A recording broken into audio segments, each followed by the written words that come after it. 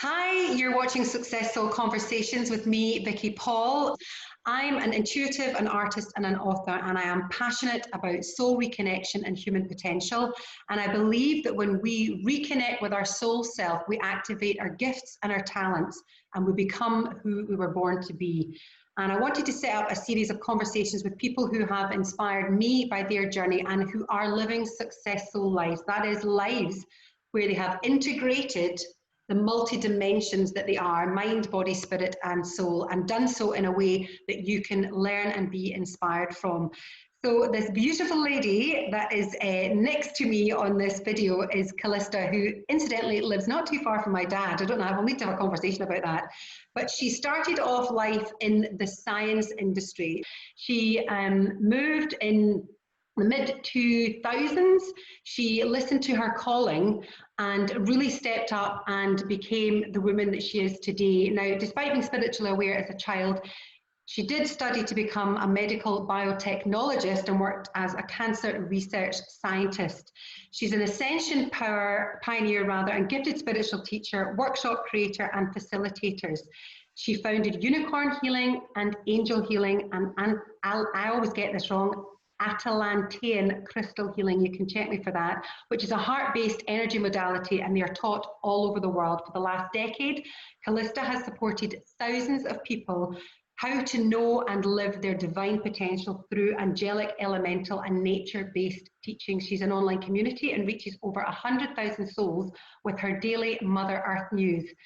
She has written 2 books. Her first book was through Hay House, Unicorn Rising, and her second book, The Female Archangels, Evolutionary Teachings to Heal and Empower Your Life, came out in April and was published by That Guy's House. Welcome to SuccesSoul Conversations. What an intro. I know, that was fabulous. Thank you so much. Before we kind of kick off, I just wanted to touch on the sort of scientific side of things. Do you have anything to do with the science community anymore? Because although there are changes nowadays, but they tended to kind of sit in 2 camps, science and spirituality. Yeah, I do. I still read articles, but they're much more focused towards how spirituality and science can meet each other rather than combat with each other, how they can marry. So I like to read articles by the Heart Math Institute. Have you ever heard about Heart Math? No. Oh, fantastic research online. Okay. So it's all about heart coherence, how when we live our life from our heart and manifest from our heart, it's our manifestations come in easier and quicker because the magnetism of our heart is much more than our mind and our brain. And you know, we know all this anyway, but it's just lovely that science is slowly beginning to catch up. Yes, that's kind of, I think, where we're at just generally, you know, in our evolution or in our ascension. But you're absolutely right. I love the fact that so much more work is being done in that field. So these conversations they kind of run along the sort of lines of my new book, How to Be Successful, which is ultimately about a spiritual awakening. And in my experience, and for those I've spoken to, there's sort of 3 stages to that. There's the first stage, which is the understanding, which is the sort of time in your life, the event where you realized life couldn't go on anymore. This could be a calling, it could be a period of time. So I'd love to find out from you what it was, when it was, what it looked like, what happened when you decided, okay, I don't want to do science anymore. I don't want to, you know, be in cancer research, much as the amazing field that it is. It's not fulfilling me. What happened? Yeah, and it's I wish I could just share it in a moment so you could see it and feel it, because it wasn't the greatest of times, but of course it led to what I'm doing now. So going back round about 2005, 2006, I was doing really well in cancer research, pretty much had my own team, and yeah, it was doing really well. I was engaged to be married, and life on the outside, for those looking in, it looked great. You know, I was getting a good paycheck, everything, all the sort of 9 to 5, 3D dimensional life. It looked really good, but I wasn't happy within. I definitely was not happy within. And I got to the point where I thought, am I actually creating positive change here, being like such a small little cog in a huge big pharmaceutical wheel. Like, I can't see the effect of what I'm doing. And the executives would often come in, because our company went from being a sort of offshoot from a university to then floating on the stock exchange. It became quite big, and it just seemed to be about money and commercializing health, and it just did not feel good to me at all. So I remember getting to the point of really feeling into, do I want to go back to university and do my PhD? Or shall we speed up the engagement with my fiance and get married, and we'll start a family? What will I do, universe? Not that I was talking to the universe. I wasn't like that. I was very, very cynical, very closed off. I often say I went from closed off scientist to unstoppable Shira. I feel myself like that. But yeah, back then I remember sitting at my desk one day, just opened up the computer, and I was looking at evening classes, because I thought, well, that quenched the thirst, because I didn't know what this thirst was, but there was something within me. And a course in Reiki just appeared to me. It just popped up the screen. I thought, wow, what is that? I had no idea what Reiki was, but it pulled to me, you know, called to me. And so I went along to the first class. And back then, Reiki wasn't taught as a day or a weekend course. It was over at least 3 months for level 1, 6 months for level 2, and so on. Super cynical walking into that first class, seeing people wave their hands over others and saying that they could heal them, and I'm like, you can't heal people, that's just absurd. And I like what we would class as woo-woo, all these people talking about crystals and everything. And even though I've always loved crystals since I was a wee girl, I had become so hardened by life. I just mistrusted what people said. I judged. I was very cynical. But I found that as I learned Reiki and received the treatments, I began to soften. And there was life experiences from my childhood and early into my 20s that I had pushed down. I just wanted to ignore. And Reiki. What were they? I went through a lot of sexual trauma, sexual abuse. I went through periods of bulimia and self-harm. Like, I was troubled. Like, there was a lot going on within me when I was younger. Anyway, Reiki, God bless Reiki, and any healing modality, it's just started to open up the valves and all this stuff started to come up. But I found there was this sense of compassion that began to arise within me, and I went into a deep place of healing and realized that I needed to leave science. I needed to leave it. It wasn't my path anymore. The people who I classed as friends then were all from work. They judged what I did, you know, starting to learn Reiki. I would go off to the bathroom and give myself self-healing during the day, and they thought I was nuts. And I had so much judgment from them. I had judgment from my family who didn't understand. But I knew I had the calling, I had the intuition. You could say it's your soul. Just what it's, you know, was showing me I had to leave. But it took me around about 6 months to make the leap, because the ego was saying, well, who's going to pay the bills and and all this stuff. That's still fairly short in the grand scheme of things. You know, I think there's a lot of people, myself included, you know, that have taken a lot longer than 6 months. And given everything, you know, that I imagine you will have been through with, you know, that trauma, which oftentimes tends to plague somebody who's on a spiritual path. It's unfortunate. You tend to have these kind of experiences to back you open. But 6 months is not long. So what did your family say, just to kind of quickly digress, when you said, right, well, that's it, I'm out? I think probably, as many listeners, I am definitely the black sheep or the rainbow sheep of the family. You know, people don't understand the way I live my life, and I think it triggers them and it shows them where they're holding their identity in shadows. My mum's always been there. She's very grounded and earthly, very Scots, and has kind of left me alone to do my own thing, but she doesn't judge. but the rest of the family definitely do. So, and I've just made my peace with that. And when I left science, the friends that I had in my life, they exited. The relationship with my fiance broke down. So there literally was no one around me. There was no physical teachers as well, because I wasn't in communication with my Reiki teacher by the time I'd left. There's no one around me. So I began to meditate, and in the world of meditation, met my guides and angels. And I really believe that's why I have such a great connection with them, because they got me through some incredible times. And because there was no teachers and facilitators around me, I just went straight to them for answers. Like, why am I here? What's my path? What's my mission?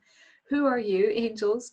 Why are you communicating with me? Is this my ego? Is this real? And they showed me the angelic realms. They showed me my possible path and my future.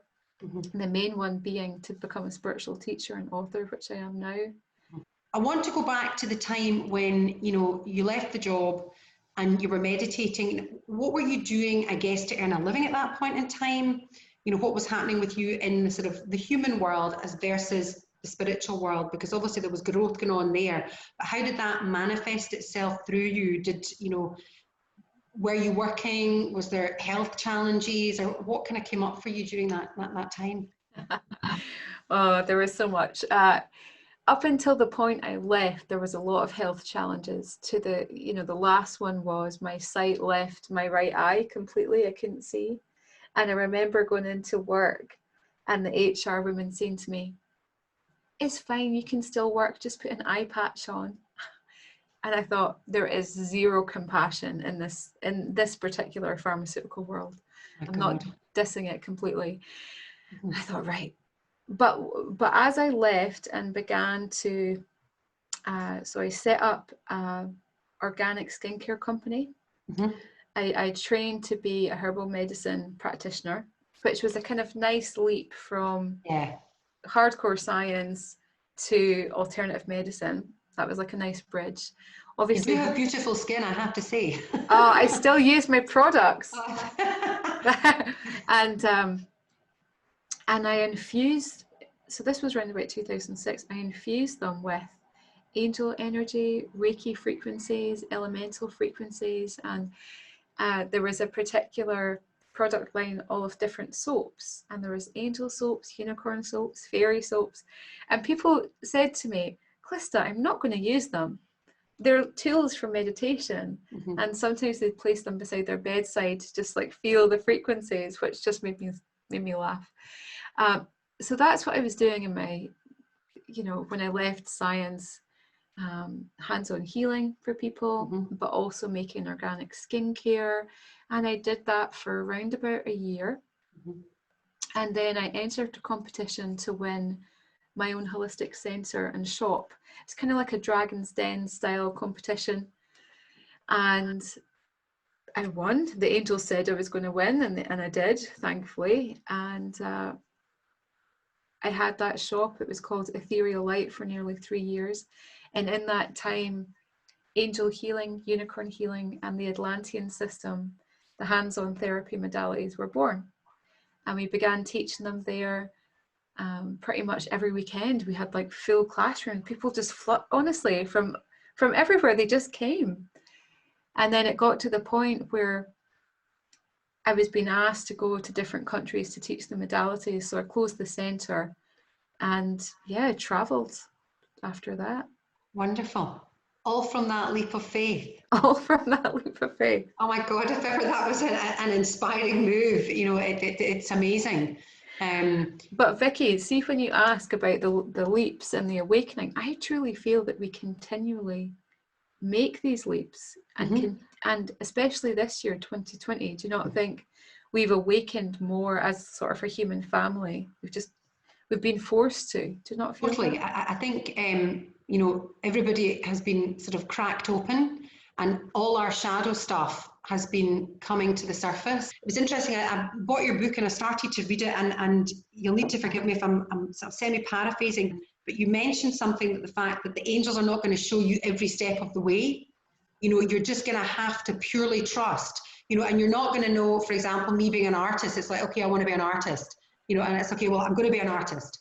And I'm like, how am I going to earn any money? How am I going to get this? Who's going to get my paintings? Where am I going to go? Where am I going to exhibit? But everything just seems to kind of... Yeah, everybody wants that. Everybody wants to be shown. But that's the whole fun is in the discovery and the revealing. And the path is revealed only when we decide to take that first step. And then we're on that step, and then the next step will be revealed. But we have to take it moment to moment and just enjoy the journey, enjoy the unfoldment of it all. So many people come to me and they're like, what is my purpose? And they literally just want me to read, I think, a huge scroll of who they are, why they're here. I only receive small amounts from the angels, because we're not supposed to put our faith in another human being. We're supposed to put it in our own truth, in our own higher self. The best guide that we will ever have is ourself. It's not a medium or a channel or an intuitive or even an angel. It's our own higher self, which of course is part angel. We are part angel. We all are, most of us. But we do need, I believe we do need, people like you, people like me, anyone else working in this kind of, I don't want to call it an industry, but just in this realm, let's call it, to assist us, because sometimes you can get so bogged down by the human aspect of life that, everything is covered over. And, I don't know where you sit with my life, like yours, my life cracked open. I lost my career, my dream career, and then everything went to shit basically after that. It's the truth of the matter. House sale fell through, relationship ended, could not get another job, was unemployed, it was like, oh my God, everything just went, it was like a stack of cards. What is it? Is it the Tower card in tarot where it's, the falling? Burning. Yeah. It was like that. And I was like, oh my God, help me. And I don't know whether it's always like that. That was certainly my experience, and it sounds like your experience too, where everything kind of fell away. But I do believe that, guidance is there. But I also agree with you that too often we latch onto that and we interpret somebody else's interpretation, and then that manifestation unfolds, and you create a reality based on an interpretation of an interpretation. Does that make sense? Yeah. I think we can be guides, and we can shine the light just like an angel can, but we can never reveal a person's truth. Only that individual will know their truth. Yeah, I agree with that. I do tarot amongst a number of readings, and I always say to people, please do not come to me for your fortune. I am a guide to help facilitate you in unearthing and answering the questions that are already in you. Because like you, I believe everything we do is remembering. It's not new. It's all remembering. So I just want to talk about the kind of next stage, which is in the book, How to Be Successful. This is called the process. So this is, you had your shop, which was amazing, to do that. And then people found you, as they do, and then you toured, so how did that all unfold? How did the healing modalities come to you? Can you explain what they are? You talk about elementals, and you work with nature elementals and unicorns and angels. Obviously, I have a visual representation in my mind's eye of what that might be, but that might not be what they are. So could you please feel free to wax lyrical about all of that. You for me as well. I'm really excited to hear all about this as well. When I really immersed myself in Reiki and I said, right, I'm committed to this path, I want to remember, I was taken back into my childhood, and I was in a garden, Grand's garden, sitting by a tree talking to fairies. I could remember, and a part of my brain growing up, I thought I just created that out of my imagination, but actually the irony was that was real. So I started to remember this magical connection that I had with the nature beings, being fairies, dryads that are tree spirits, pixies that live in our house. All of these magical connections were re-established And so, yeah, daily I speak to the fairies, or I go outside and I'll speak to the air beings, and it's so natural to me, so natural. And a lot of my courses and events will bring in some element of nature, because in nature there's no filters, it's just a pure mirror, and she is always reflecting our spirituality and who we are. Like nothing's hidden in nature. No. All of her stuff is revealed. And so I love bringing in nature spirituality. And then the unicorns, there are a type of unicorn that is elemental, that is, they have earthly retreats around the earth, but there's also unicorns that come from the stars, and I connect with different types. And then, yeah, in 2017, wrote Unicorn Rising. It was published the following year with Hay House, and working on my second unicorn book at the moment, talking about that isn't exclusive. I'm not told anyone that. Well, sharing about all the many different types of unicorns, which has never been done. There's not a book out there that talks about the different types of unicorns, only maybe a couple. Mm-hmm. I'm going to profile at least 22. Wow, okay. And these beings are here. We only have to see the symbolism outside, you know, they're here with us. And then the angels.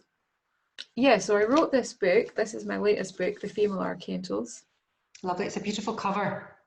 It's nice, isn't it? Yeah, I like how it's like from the dark to the light. Yeah, absolutely. So these beings, the female archangels, for so long, you know, the archangels have been depicted as masculine, I guess, because we're in the patriarchy, and everything that was seen as divine, God, the Son of God, Buddha, all masculine. Mm-hmm. But then coming into the Aquarian age on 11/11/11, we stepped into the more feminine era, where the divine feminine within us, no matter if we're male, female, or body, is being asked to be heard, mm-hmm. and healed and empowered. So these angels have always been here. They're like the other side of the archangels, the twin flame aspect, if you like, called the Archaea. So yeah, this is the first book that explores who these angels are, how we can work with them to heal all different facets of our life, from our spirituality, relationships, finances, connection with God. Where does God, and let's just label God, sit in the collective energy of unicorns, elementals, angels? Is there, I don't want to say there's a hierarchy, because, or maybe there is, I don't know, but that whole dynamic, I mean, I know it's all energy, but how does that all kind of sit so that we can maybe visualize it in our heads? So the way that I see God is not a religious God, is God's source. So omnipotent, I can never say that word, omnipotent. Yeah. Like you have a little bit of sinusy today. And everything is a spark of God. Everything came from God. Everything will return to God. We are God in essence. We are our own creator. The angels, the unicorns, they are ethereal fractals of source, taking the form of a consciousness that we can relate to. So for example, angels come forward in a human form, or a human seeming form, because we're human. Mm-hmm. But in another reality, in another planet, when they're not human, they're like another form. Mm-hmm. Angels will manifest as that form, so it's relatable to them. And this is like a new idea, but it's not really new. It's more, we're just remembering this. Mm-hmm. So the book is filled, it's called Evolutionary Teachings, because we are ready to take what we've known and just expand upon it. Because how many angel books are there on the market? Mm-hmm. And they're just reworked, rebranded versions of the same thing. But we're too savvy for that now. We've reached a level of consciousness where we are remembering our soul, mm-hmm. the gifts of our soul, our spirit, and then from our spirit we're realizing our godhood, mm-hmm. that we are much more than our consciousness, our memories. We are pure awareness. We are the reflection of God's source at all times. Mm-hmm. And in terms of you know, working with angels, obviously, you know, I mean, like you, I believe we're all able to access our intuition, able to access that energy. It's kind of like a muscle. You know, if you're an athlete, you train all your life. If you want to be a musician, you practice for 10,000 hours. You know, you've got to work that energy or work that muscle and sit with it and experience it and understand what it means to you, and reach out, you know, go on the internet, dig about, you know, follow people. Don't be blinkered by what somebody's teaching, you know, take on board and pull it apart and see what works for you. But in terms of your different healing modalities, just kind of briefly, can you touch on what they are and what, you know, who would come to you for that, and what they may be able to experience with that? The unicorn healing, I teach that twice a year. That's a 12-week course, and those who come for that course are those who are very much I want to say rebels, because they're, you know, they're already living their truth, they're already awakened, they're here to level up their life more. Mm-hmm. They know their soul, because unicorns reflect our soul. Mm-hmm. But the more that we work with the unicorns, they help us to remember our gifts, our talents, our soul's mission, our soul's memory. And so these, I call them the unicorners that come forward. They are here on mission, on purpose, to help the ascension of Mother Earth. So yes, they're coming to learn how to channel the unicorns for hands-on healing, like Reiki, but it's unicorn healing. But throughout that 3 months, their awareness, their vibration just expands. And I only take 50 students every course, so it's really cozy and intimate, and we get to know each other. And every week there's a different transmission from a different type of unicorn, from the black unicorns to the elemental unicorns to the fire unicorns, and they share teachings that are so current for what we're dealing with in the group, but also where the earth is. It's an adventure, and every time that course is run, it's different. Angel healing, on the other hand, that was created in 2009. Again, that is constantly evolving, but at the moment there is 17 archangels and 17 archaea, so the female angelics, that a person is attuned to. And what I mean by an attunement is the consciousness of an angel blends with our consciousness, so we become one. So we're not just channeling, say, Archangel Michael, we are eventually embodying Michael. Mm-hmm. So it's a very deeply healing modality. Level 1 is taught on a day, but then you get home play for a couple of months. Level 2 is a weekend, and then again it's like another 3 months of working. It's intense. Mm-hmm. It's intense, and it goes deep. It's not let's learn angel card reading. Yes, it's not for the faint-hearted. It's like, okay, how can I take, for example, Michael's teaching and just take his teachings, which are learning to be a leader in your life, facing your fears, really becoming bold, remembering your wings. Like, that's just even Michael's essence. How can I embody that? And then, so in total you have 34 angels that you work with in that system, and it is life-changing. It truly is, that modality. And is that something that people would do to work in that field, or really just to assist them in their own spiritual growth? It's round about 60% of people want to become professional angel healers and do the hands-on practice, and 40% are just doing it for them. Mm-hmm.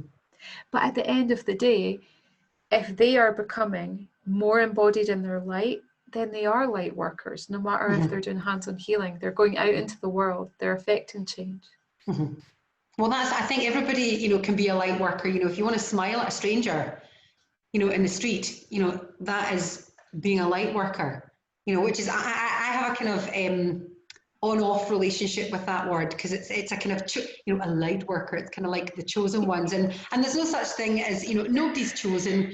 We aren't chosen. We've just, you know, come here to step up you know, and to evolve ourselves, and in that process, you know, help inspire and activate other people. Now, you are a mummy to 3 kids. I'm just sitting listening to you chat.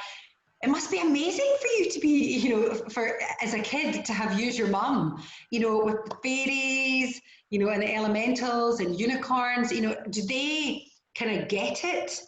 Do they understand? Or, you know, do they get involved in it? You know, how does that kind of work in the house? They teach me more than I'm sharing right now. All right. They are incredible. Like so first of all, we have Amaya. She's 16 months, and of course she's still very young, but she has so much. Her middle name is Joy. She's just exuberant, just light beams from her, and she's so fearless. She's here to change the world. And then Eden is 4. So Eden will go for a walk and he'll find feathers, and he gives me the feathers, and you can just tell he's saying, you know, the angels are here, and he picks up stones and he kisses them, and then he puts them back on the earth, and it's, oh, he's so magical. Rowan is 5 years old. He is super smart but extremely sensitive, and he is the one that I really have to do a lot of energetic work with, because he sees everything, he senses. I remember a couple of months ago he said to me, Mum, I feel like I have 100 minds in my one mind, because there was just so much spirit going through. I think he's got quite a big role here on planet Earth as he gets older, but right now he's just, it's almost like I have to ground him rather than teach him. Yeah. All I want to do, and all I'm being told to do with the angels, is literally ground him, because he's not ready yet to feel everything that is there. No. And I think, you know, for anybody who is watching that is keen to either, you know, step into this arena or work in a spiritual perspective, that is one of the hardest things. I don't know about you, but certainly my experience and from those I've spoken to, one of the hardest things to do is to remain grounded, because when you connect with source, spirit, angels, unicorns, whatever it is you're connecting with, that energetic presence, awareness, being, you just want to keep on going and staying there, and you know, it's really hard to keep pulling yourself back down and going, no, I am chosen a human experience, I'm going to stay grounded. But you need that connection, you know, to keep the energy, you know, from draining out of you, I guess. I kind of want to just talk about just a wee bit more, if we can just delve into, if you want to just pick a couple of the archangeli, is that right? Have I said that right? Archangeli? Archaea. Archaea, sorry. Archangeli, I don't know where. There's a new word for you. That's I love it. I love it.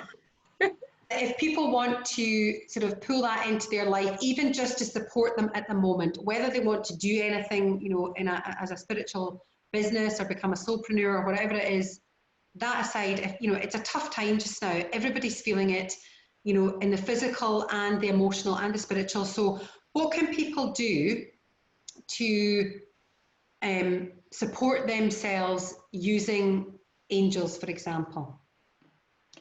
I think firstly to recognize that the angels are all around them at you know, all the time. Angels are around, but we have to invite them into our life. They will not intercede in our reality at all. We have to invite them in. How do you do that? You can invite them in by firstly connecting with your guardian angels, which is a really nice way to set the foundation, because our guardian angels act as a bridge between the physical and the angelic kingdoms. So, I mean, there's many people out there, including myself, or you could get a CD or some way that you can connect with your guardian angels. If you feel like you're not trusting when you ask them to come forward, and the experience you're not trusting, then have a guided session or get a guided journey or something to take you through.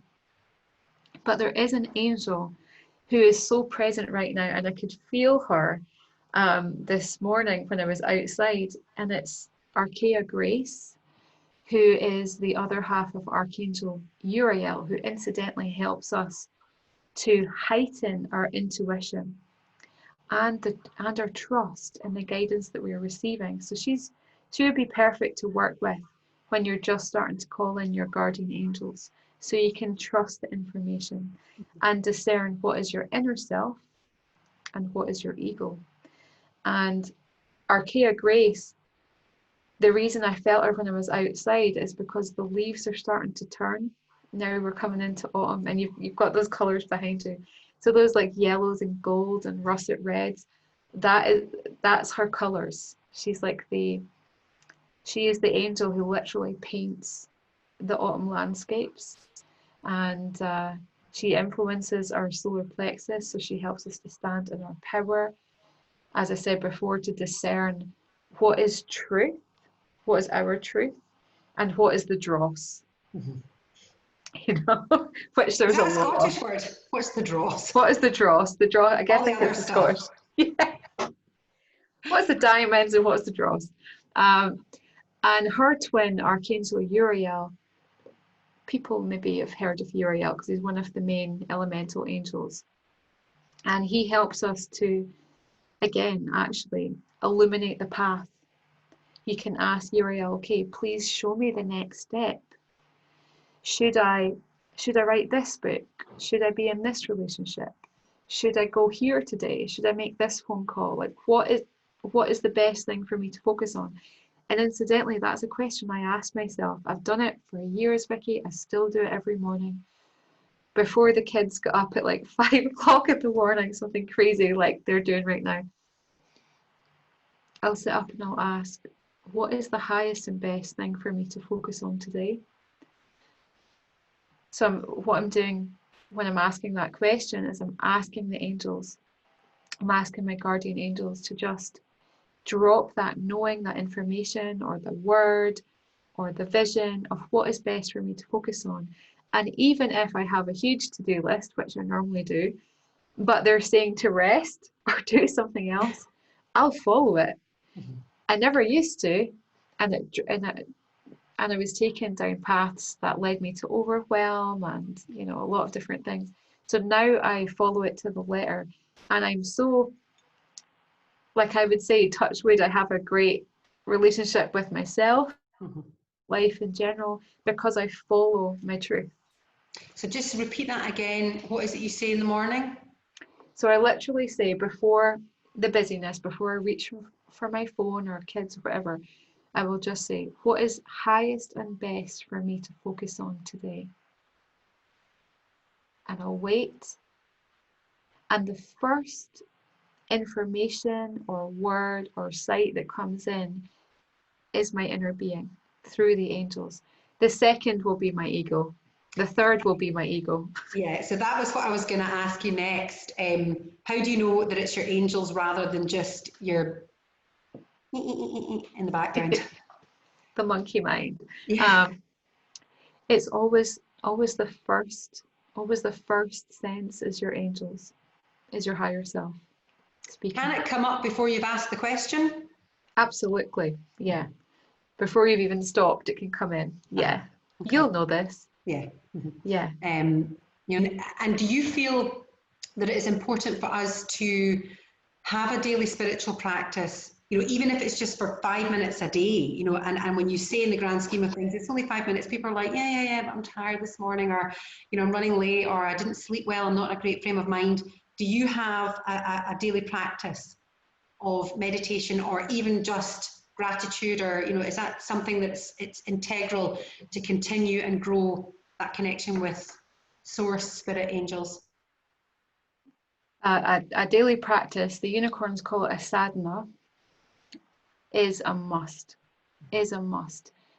Some days it looks different than the previous days, but I do something every day, and I'm ramping that up even more now because the world, so much is being released from the collective consciousness right now that there is a lot more dross to discern from.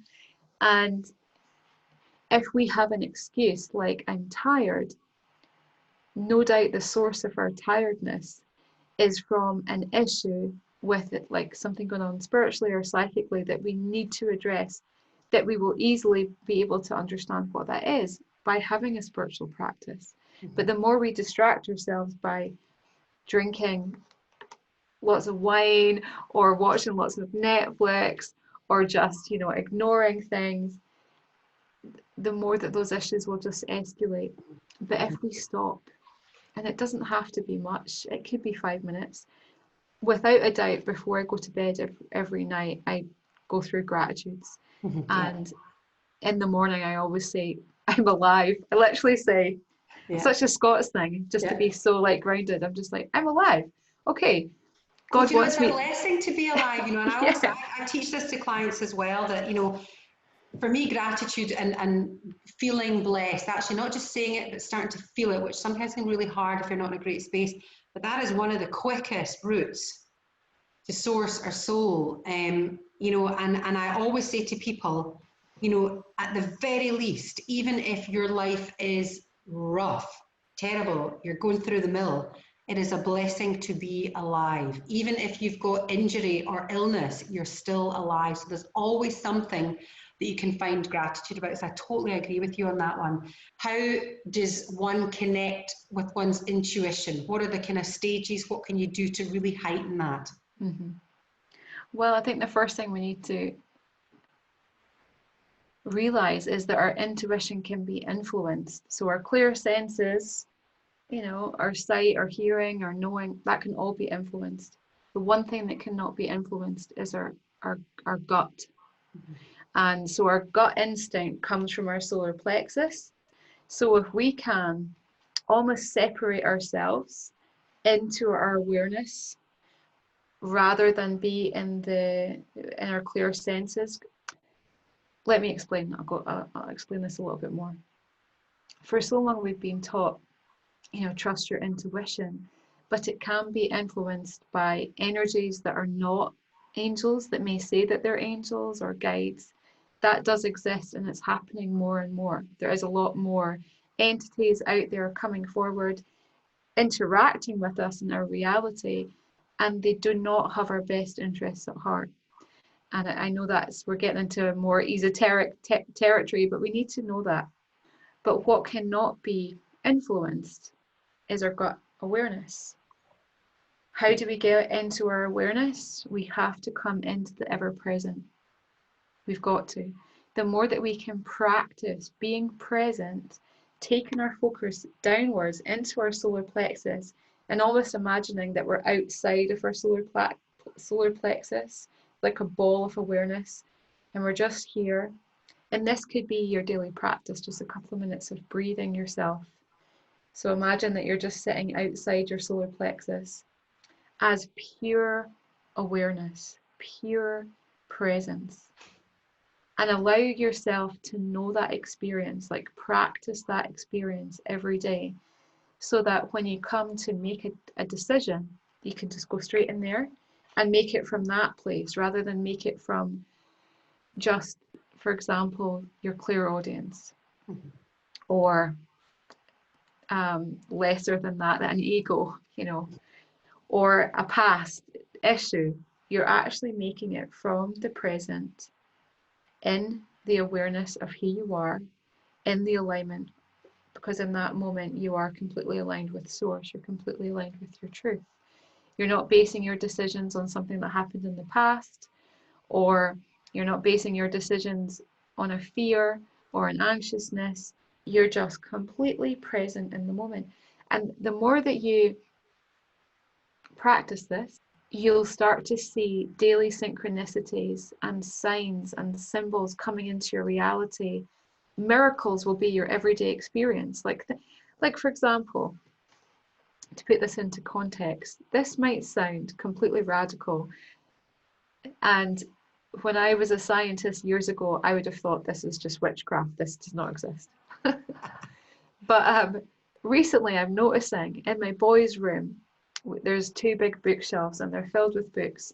And I know the books that we have because I've either bought them or somebody has gifted them. And recently, the last couple of weeks, there's new books appearing. Yeah, I was going to say, I know exactly where you're going with this. But it's books nobody has bought or brought into the house. Spirit has brought them there. I know that. And then downstairs, in their boxes of Lego, they had fun with the Lego and they were getting a little bit bored, and I thought to myself, I'm going to have to buy new Lego bits. All of a sudden, there's new Lego bits. Honestly, I did not buy like little helicopter pads and all these. Where did these? And it's coming from spirit. It's like all these little things coming into my and finding crystals in the ground, like expensive crystals covered in dirt, and it's like Mother Earth is literally just giving them to me. Like all of these things. It sounds so magical, but it is literally my everyday experience. And I'm not special. I've practiced myself to live in awareness as much as I can. I'm not there 100% of the time. I have 3 young kids. It's very hard, but I practice that. And so I make most of my decisions, I would say 95% of my decisions come from present awareness rather than from fear, anger, depression, lack mentality. They're coming from certainty rather than doubt. It's wonderful, and you're absolutely right. You know, we are so much more than what our 5 senses would have us believe. I mean, we cannot imagine, you know, we don't have the capability, you know, to imagine, you know, what the world is actually like. You know, we've only got it based on what we're told, what we're taught, and what we can see, taste, touch, feel, etc. But, you know, that just, it's like the tip of the iceberg. So just to kind of sum up, you know, and, you know, when we kind of started this conversation, you said, I'm not really very salesy. Well, I always say, because it's, you know, it's such an honor that you've taken this time, you know, out your day to, you know, chat to us and share your wisdom and your insight. You know, the very least we can do is give you the opportunity to not only plug your book. If there's anything you want to share, let us know. And also, and anyway, just to digress, I'll put everything in the comments and how you can get in touch. But if there's anything that you're doing that you want to promote or let people know about, if they're keen to come and work with you, how can they come and find you? So take it away. Yeah, that would be lovely. I'd love to connect with everyone here. So yeah, just come over and find me on calistaascension.com, and on Instagram, Facebook is just Calista Ascension as well. I do one-to-ones, which I love doing. I love doing one-to-ones. That's my passion, is seeing people transform in an hour. Like, just, oh, it's amazing. Unicorn healing is coming up again. That's going to start in November. And angel healing. I'm going to be attending the Angel Congress in Germany in November. So if anybody's listening in Germany or can travel, that is going to be, I think, the first in-person event this whole year. I know, it's nuts, isn't it? Isn't it crazy? So I would love to see you there. Yeah, it's the first time I'm going to be doing the World Congress. So Tim Wilde, Diana Cooper, Calgary, I think Radley Valentine perhaps.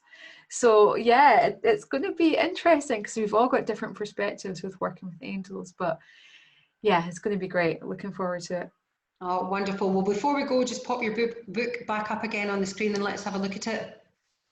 And this is obviously, there we go, available on Amazon to order right now. So thank you so much for taking the time to share.